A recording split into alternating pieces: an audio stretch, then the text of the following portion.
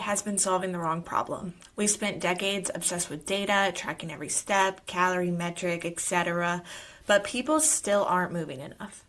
Today's guest believes that the real missing piece isn't better measurement, but motivation. I sat down with Jay Worthy, the CEO of Myzone, to kind of dive into the rise of motivation technology, or motech as they call it. We explore why behavioral science, not biometrics, is the key to long-term engagement, how simplifying everything into one metric, effort, creates a level playing field for every mover, and why the next era of fitness tech needs to be inclusive, emotionally intelligent, and motivation first.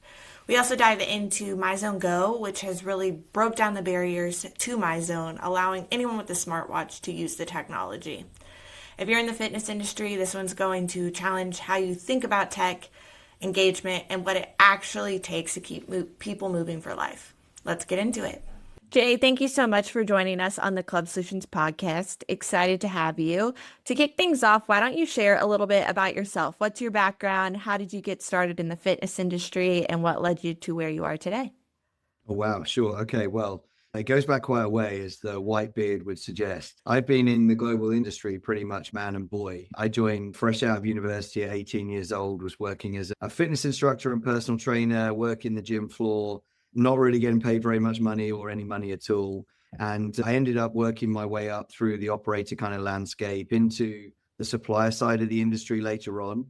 And in 2012, I joined Life Fitness and Hammer Strength, started working across a number of P&L leadership roles there, and ultimately ended up taking on the role of VP of Innovation in 2017 at Life Fitness and Hammer Strength, living out in Chicago with my family, which was an amazing adventure.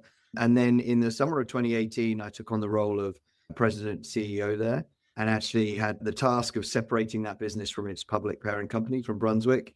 We led a sale to private equity, which we successfully completed in the summer of 2019.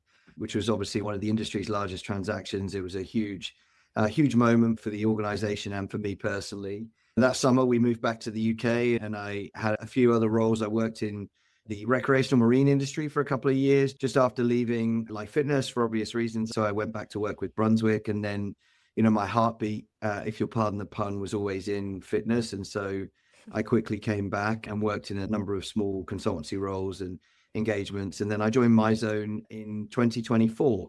And I've been a Myzoner for more than 6 years now. So I am a passionate consumer of Myzone. I love the product. And like many people in the industry, I've got a drawer full of wearables, and most of them never made it past year one. But Myzone is the one that bucked that trend. And I share that story not to boast or to kind of overinflate Myzone, but to just really get to the heart of the value of this company. And so when I had the opportunity to step in as global CEO, it was too good an opportunity to say no to. I already loved the product, and the opportunity to shape its future was too good an opportunity to say no to.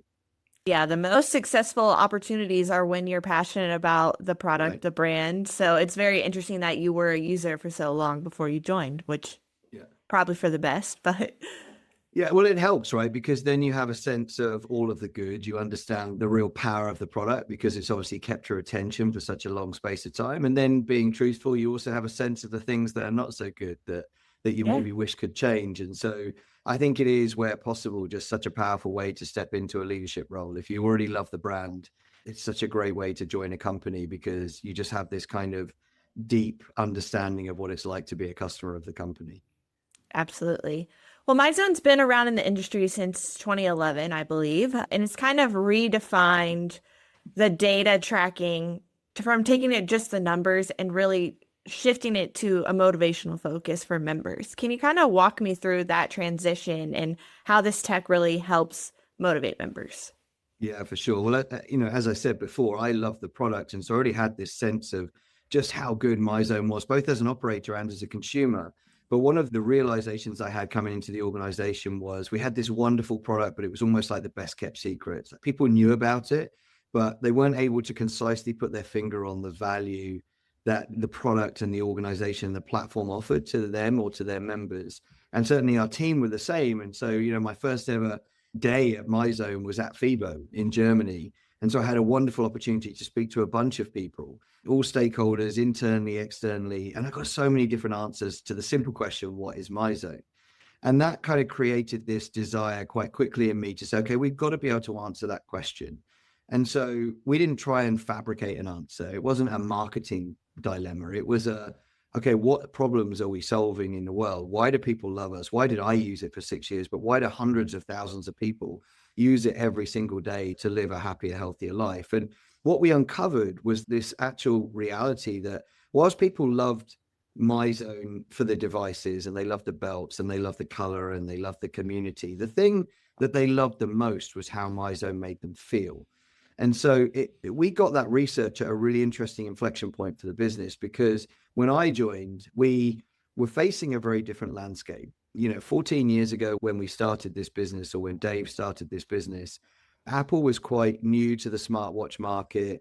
Garmin was really focused on kind of performance sports. Whoop didn't even exist, or a Ring didn't even exist. Wearables really were quite nascent. And so the industry had accelerated to a point where wearables were now ubiquitous. And so we're looking at, okay, everybody's gone down this data route, which is more sensors, more data, more insights for consumers. And we were being pulled that way and pushed actually by operators saying, I think you need to do this to stay relevant. And the spidey senses were tingling for us a little bit, because we were like, okay, but there's enough of that already. So is that really the right answer? And when we looked at the research, the compelling response was, no, we don't need more of that. We already have enough sensors. We already have enough data. So we started scratching that itch a little bit and said, okay, what has more data led to? And the answer was consumer overwhelm. And I think that will resonate with a lot of listeners who've tried wearables over the years, which is you put this device on your finger or on your wrist and it starts pumping out data at you. And it becomes quite overwhelming because you don't really know what to do with the insights. And in many cases, it can start to make you feel quite negative about your lifestyle. And so that is the dilemma that wearables face. And so we were looking at that saying, okay, maybe the industry is zigging, we should be zagging. So everybody's going down this kind of get more data, get more sensors. And that felt like a hardware race that frankly, Myzone was unlikely to win. I mean, how do you compete with Apple? How do you compete with Garmin, a multi-billion-dollar company? The answer is you don't. Tom, our CMO, the other day heard this great quote and shared it with me, and I loved it instantly, which is, how do you beat Roger Federer at tennis? The answer is you don't play him at tennis. You play him at something else, right? And I love that. And that really epitomizes the way that we're thinking about Myzone, which is the world doesn't need a bunch of heavy sensors coming out of the Myzone camp. What it needs is the layer that takes data and makes it meaningful to consumers. And that's really at the heart of everything we've always done, right? We have always been about recognizing effort. And so fit tech, the way I like to summarize it as concisely as possible, would be fit tech is what happened. Motech, motivation technology, is what happens next. And that is way more important to most people than what happened. And so Myzone is with you in the moment. You put the Myzone on, you're looking at your data and you're looking at it real time. And then it's really bringing you back. And so, what we're interested in is not just how do we get you started with exercise, but it's how do we keep you in the game and keep you showing up? Because you've been in the industry a long time, so have I. It's not difficult to attract people to fitness. It's difficult to keep them in this industry because it's not easy, right? And so you'll have tough days. And that's where people fall off the wagon. We think about this idea that traditional wearables are really, they're like almost like historians. They're looking back at data to tell you a story. And we're much more progressive and thinking forward. And so we don't actually compete with any of them. I don't see Whoop or Aura or Apple or Garmin or Polar as competitors. I just think they're in the sensor game and we're in the motivation layer game. We'll take any data that we can get our hands on and we'll use it to create a richer, more motivating experience for people. Yeah, I think what you're talking about with the consumer kind of fatigue with all the data, I know just personally with my friends, they'll buy all these devices and they're like, all it's doing is telling me that I suck at life.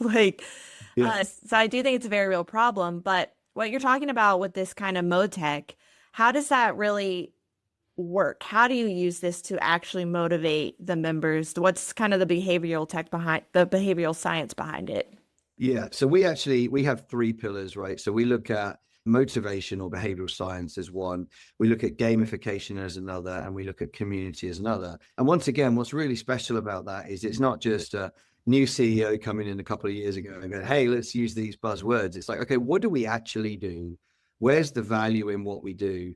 And then how good are we at it? Like, if we're being really honest with ourselves, are we already world class at it? Or actually, are we giving ourselves like a C minus?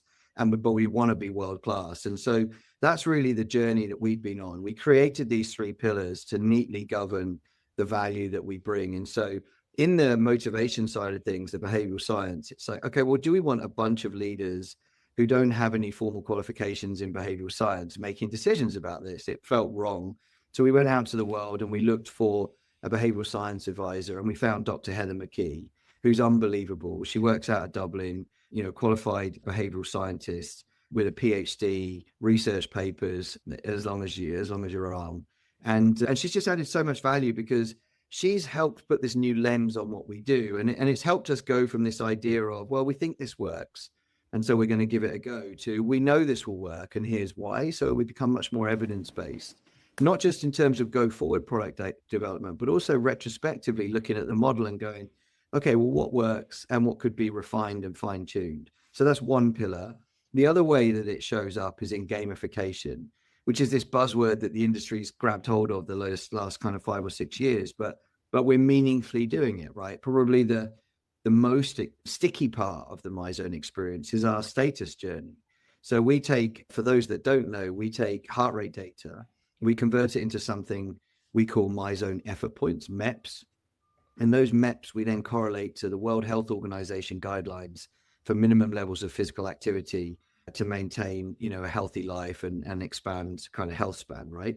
So there's science behind this that is reinforceable. So you would come into the system, and your friends in this example who were buying all these other wearables would then embrace the Myzone platform. And their goal is quite simple. They have to get 1,300 MEPs a month, right? Well, how do they do that? Every 1 minute yellow or red zone gets them 4 MEPs a minute. Every 1 minute a green zone gets them 3 MEPs a minute, and so on. So they can start going out and moving in a way that suits them. Could be Pilates, it could be pickleball, it could be jiu-jitsu, it could be running. It could be a mix of all of those things, and they'll collate and collect MEPs all the way through. And if they hit 1,300 MEPs, they level up. And if they hit 1,300 MEPs again, they level up, and they go through this journey all the way to Hall of Fame and beyond. And that has become really compelling because it creates this kind of little bit of jeopardy, right? Because you don't want to lose your status. But linking back to the first pillar, the motivation behavioral science pillar, this is actually, we launched it as a business believing that it was right. Heather has applied the science to it and said, well, that's a fundamental principle of self-determination theory. In self-determination theory, we need to know where we are on our journey. And if we don't know where we are on our journey, it can be difficult. So correlate that to a club without Myzone. A member comes in, they've signed up, they start working out. Are they really being shown, well, here's where you were. Look how far you've come. Look how far, or what comes next. And so Myzone does a really nice job of that. And then more recently, we've added in more gamification layers. We've added in streaks, and we have some more fun stuff that I can't really talk about right now, but that we'll be launching this year. So stay tuned and stay close to Myzone. And then the final pillar is around community. And that actually is one of those ones where, honestly, I think we have the potential to be world-class in, but I don't think we're world-class right now. And I'm happy to say that publicly and openly because we will be world-class, and we're already making huge leaps and bounds. Community is one of these really interesting secret ingredients to Myzone that actually has not really been totally intentional, but it is now very intentional in everything we do in our product development. And let me give you a data point because I think that helps underscore the message, right? So we've just done some research that's going into a white paper that will soon be available. And the data in Myzone says if you have 10 or more connections with other people in Myzone, you get 47% more MEPs on average every month. So that's a real tangible example of community equals retention, right? Because we already know that if people show up more and work out more, they stay longer. So the retention data in the industry is quite compelling on that basis. What this says is we're going to help you get more MEPs. So do more, put more effort in and show up more consistently if you take part in the Myzone system. And the way that you do that is you create connections with other people, which makes sense, right? If you and I say we're both going to get fit by taking up running or doing a couch to 5K and we never talk again, there's no accountability there. If we check in with each other every day, every week and say, hey, how you doing?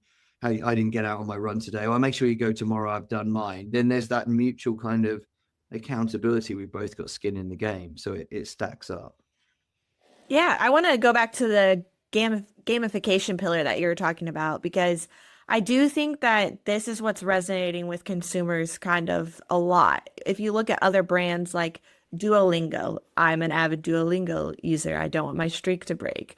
And if you look at just things like that, like other brands are doing this, other industries are doing this. It's just kind of our human nature. We like to be challenged and I don't know why, but we're really, especially Gen Z, they want their streaks to keep going and everything, like Yeah, for sure. Snapchat, social media, Duolingo, Yeah, things like that. So I do think it appeals to a wider audience than just the fitness industry. Like I if think you have so. someone who's never worked out before come in and they see this, they see that they have this community, they can push themselves a little harder than the person next to them working out.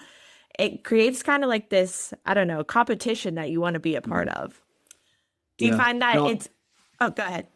no, I love that. I absolutely love it. And I think you're right. And we're really leaning in on gamification because we believe that it is one of the special ingredients to create kind of retention and help people stay in the game longer. And it's actually multi-generational. That's what's really interesting is it appeals to all generations, particularly the newer generations for sure, but even older generations that are kind of maybe less digitally native. They also understand it. And I think to your point, that's because it's quite a human concept, this idea of not just community, but also tribal togetherness. Like we want to achieve something together. I think it's quite innate in humans. And so we're leaning into that. And a good example would be we had our status levels, but they're monthly blocks. Once you get to 6 months into the game, they go every 6 months and every year. So the gap gets quite big. And so we've introduced weekly streaks recently. So weekly streaks allows you to take your 1,300 MEPs and break it down into 325 MEPs a week. And if as long as you do 325 MEPs a week, you get a streak. And once you accumulate 4 streaks, you get a freeze. So we recognize, and that's a critical element of behavioral science as well, is this notion of forgiveness. So if you take on a wearable in the past, you might do really well with it, forget to charge it, miss a day, not work out, and then you get that kind of, well, so I might as well not carry on, or I've missed my streak, or I've lost my streak. And so we've introduced this element of forgiveness whereby you can accumulate freezes based on effort. And then if for some reason life gets in the way, your status can get frozen. And so that's kind of a really important one that we've added in and really underpinned by the forgiveness element of behavioral science. Yeah, I like that because life happens, right? Yeah, My Duolingo streak, thankfully, I had a freeze for when I had my baby because I couldn't do that in the middle of that. But yeah, exactly. same applies with fitness. Yeah, I think it really does. And I think Duolingo have done a nice job with the gamification, animations in app. They've done a really good job of the forgiveness element of, hey, you lost your streak, but you've got some freezes in there.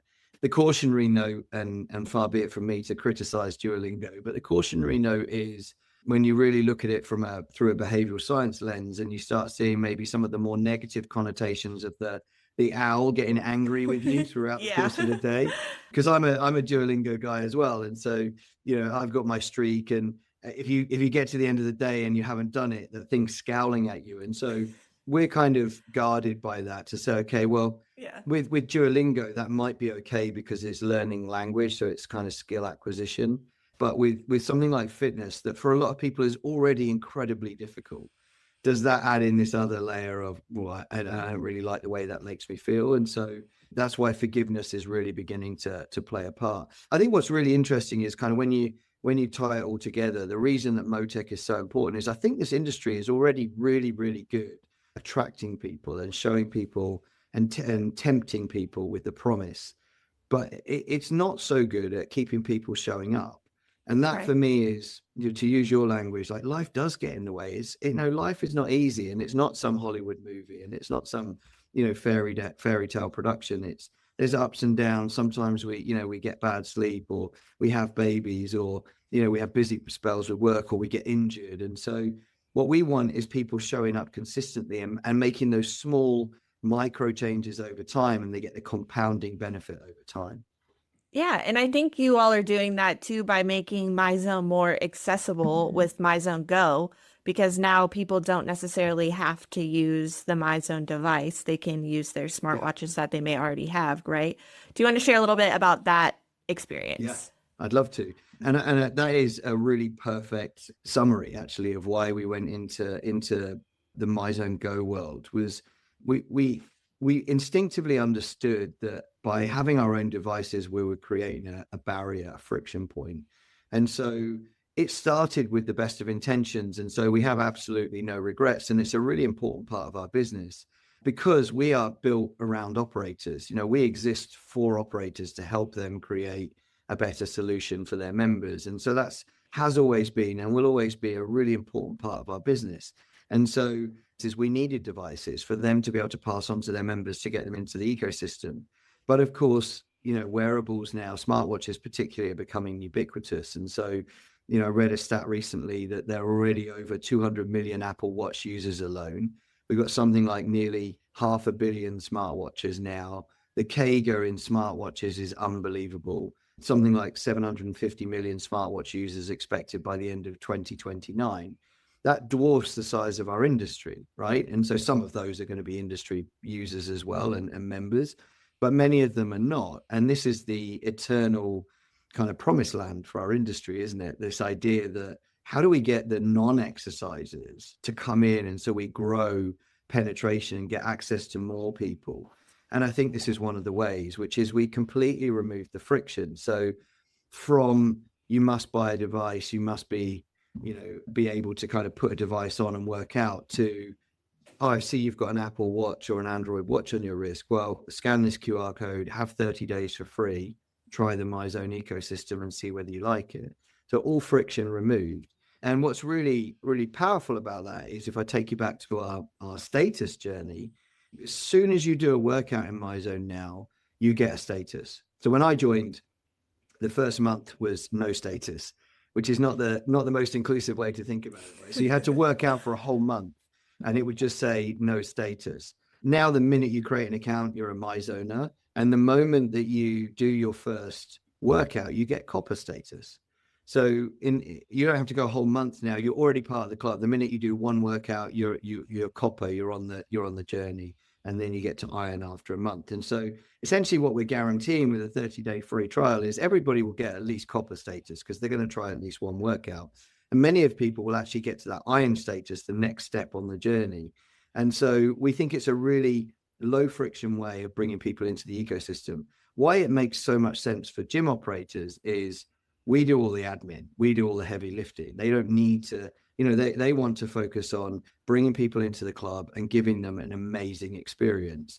And they shouldn't have to then be in sales mode for this is what a strap looks like, this is how much it costs, and then dealing with stock and all of those things. And so we love MyZone Go for its just simplicity. It's literally scan a QR code, create an account, and go. And actually, we just made it even easier as well because we've just introduced social sign up. So you can use your Meta sign-in details and Apple sign-in details to create an account.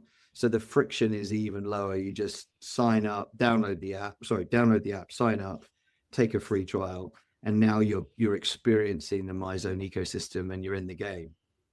Yeah, that's awesome. I do love kind of what you're talking about is the frictionless experience because I think operators, they don't want to keep adding things to their operations that make more and more and more steps. As you talked earlier, we have a retention problem in this Yep. industry. We can get as many members as we want in the door, but it's getting them to come back. So I like that you all are really thinking through all these friction points and trying to make it as easy as possible. Yeah, absolutely. What would you say? I know MyZone's been around for a while, and I think it's pretty well known throughout the industry, but what would you say is kind of your ideal club that you're kind of going after? What's kind of your goals of how many clubs you want to be in, anything like that?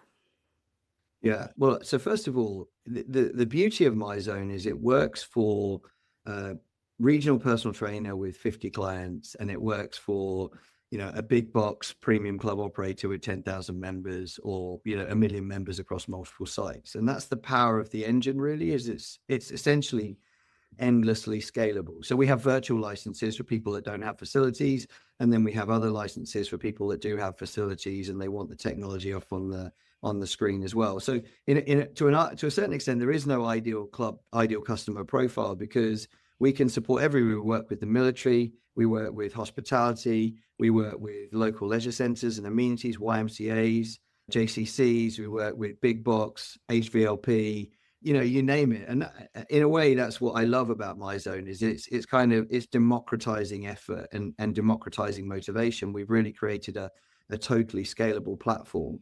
We do find that traditional gyms where the value is seen the most, as in clubs that have gym floor experience. They have members who want to train outside as well. They have boutique and studio experiences in there as well. We have a really good core product essentially that works really well in studios, and I think many people who think about Myzone maybe think about us that way, as the kind of the studio heart rate company. And that's really just a small part of what we do. It is great. I'm still a certified personal trainer and an S&C. That's something I've always made sure that I've maintained all the way throughout my career, because I want to stay connected to, the front line of kind of delivery to consumers. And as a coach, it's amazing, right? You've got a screen on the wall, you've got color zones, you can now do one-to-many training. And it's easy for me to say, hey, Taylor, you're in the yellow zone. I want you to be back down in the green zone for this, so just slow it down, let your heart rate recover. We're going to go hard again in a minute. But I can do that so easily just looking at the screen. I can also push the group to say, okay, guys, I want everybody in yellow. Let's make that screen go yellow. So there's some really nice ways that I can deploy the system in a Group X environment. But it's equally powerful on the gym floor, with a big screen on the gym floor, and people come in, and it creates that kind of community and togetherness that I'm working hard. It's 5 o'clock in the morning, and there's 3 or 4 other people or 10 other people working out at the same time. There's some power in that as well. So I guess that's the overall answer. The CEO answer is, you don't want to always be all things to all people. And so we're very focused on club operators versus, say, military and corporate, that kind of thing, and education. They're interesting areas, and we do have some customers in those areas, but it's not a primary focus for us. We're really focused on gym operators around the world that ultimately are looking to create stickier members. And so anybody out there who is looking at retention, LTV, and ultimately overall growing the success of their business, then Myzone would be for them. And in simple terms, about half of the clubs we work with are in kind of chains, key accounts, and about half are kind of mom and pop and independents around the world. So we kind of equally serve both parts of the industry. Awesome. Well, Jay, the beauty of this podcast is those people typically listen. And what I like to do is give our guests the opportunity that if you had one piece of advice for operators today, or maybe one thing you want them to know about your company, what would that be? So if they only listen to this little sound bite, they'd still be okay. Wow. Now I'm feeling massive pressure, but I appreciate the opportunity. No pressure. Look, I think that the simplest message that I would share with anybody is, we have known for many, many years that more visits equals longer retention, particularly when those visits happen early on in a member's life cycle. So if I can get a member to come to the gym 6 to 8 times in the first 2 months, I know that they're likely to stay longer. And the stats on that are actually really compelling. You think about people like Dr. Paul Bedford and the Global Retention Report, and we've seen so much rich data over the years that tell us that story. The message I would give to people is, Myzoners consistently work out more than non-Myzoners. They consistently connect with more members than non-Myzoners, and they consistently put more effort in than non-Myzoners. We know that correlates to LTV, and we know that members stay on average, 3 to 12 months longer, depending on the club construct. So I am a former operator, and if I were an operator today, I would have Myzone in my clubs, because it would give me the data and the insights to be able to correlate attendance beyond just showing up to effort, and then to kind of lifetime value and retention. And that ultimately has always been, one of the biggest success factors for club operators. If you can get every single one of your members to stay just 1 month more, it's straight to the bottom line, right? It's immediately accretive in terms of margin for the business. Awesome, Jay. Well, I've loved talking to you. I've definitely learned more about Myzone, so I hope our listeners have as well. But thank you so much for taking the time. Oh, my pleasure. It's been amazing. Thank you. Yeah. Well, Jay, those are all the questions I had. Is there anything that we didn't touch on that maybe you want to talk about? Anybody who wants to find out more about Myzone can go to www.myzone.org.